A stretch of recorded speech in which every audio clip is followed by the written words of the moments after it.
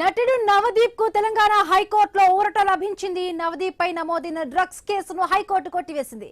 అతడి దగ్గర ఎలాంటి డ్రగ్స్ దొరకలేనందున కేసును కొట్టివేస్తున్నామని హైకోర్టు ధర్మాసనం వెల్లడించింది.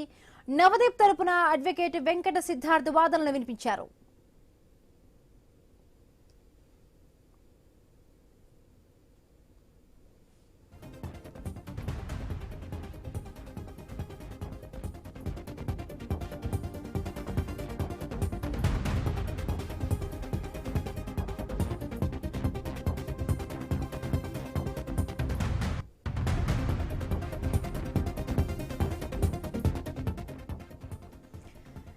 నటుడు నవదీప్ కు తెలంగాణ హైకోర్టులో ఊరట లభించింది. నవదీప్ పై నమోదైన డ్రగ్స్ కేసును హైకోర్టు కొట్టివేసింది.